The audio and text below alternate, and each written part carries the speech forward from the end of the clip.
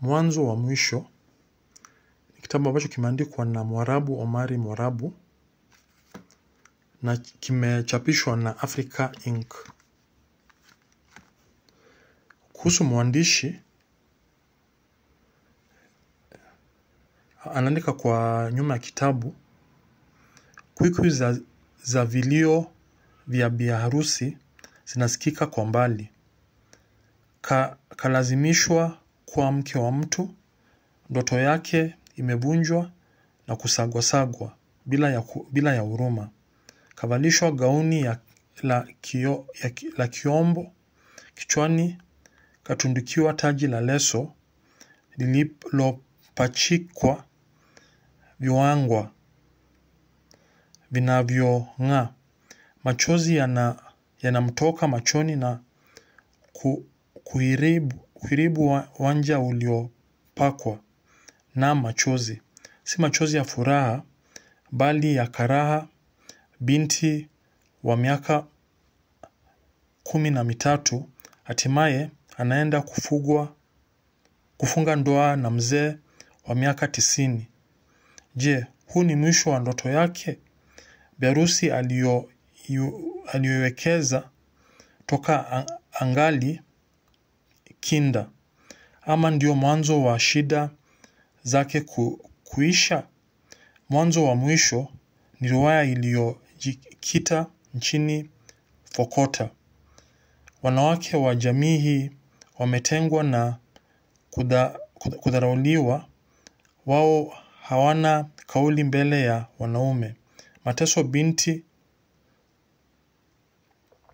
aliyekuliwa kwenye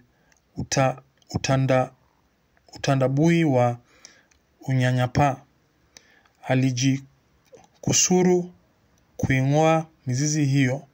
Je, atakumbana na yepi njiani, na nje atafaulu?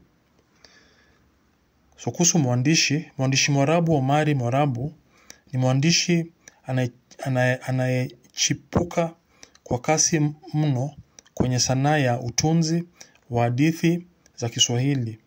Alizaliwa Bodo, kaunti ya Kwale, mwaka wa 2000.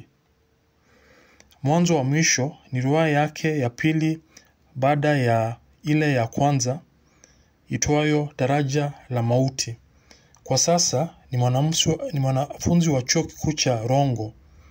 Anasoma shahada ya takwimu na tarakili. Pia ni mwanachama wa CHAWAKAMA Kenya. Vile nimesema awali, hiki kitabu kimechapishwa na Africa Inc. ambayo ni The Ultimate Reader's Guide.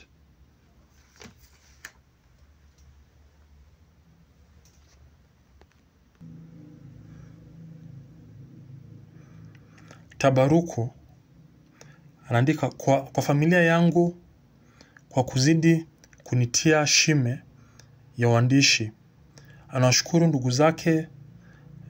ndugu zangu Jacob Mrina Ndambo, Grace Wanyonyi na Samson Nyamosi. Malenga mtoto wa mfalme, kwa mioyo yao mikuu, kwa kukubali kuhariri mswada wangu, ambayo kwa kazi hii imeweza kupata sura ya kusomeka, na kukubali bila kusahau familia ya shule ya upili ya Ramisi, chini yake Macharia Ruga.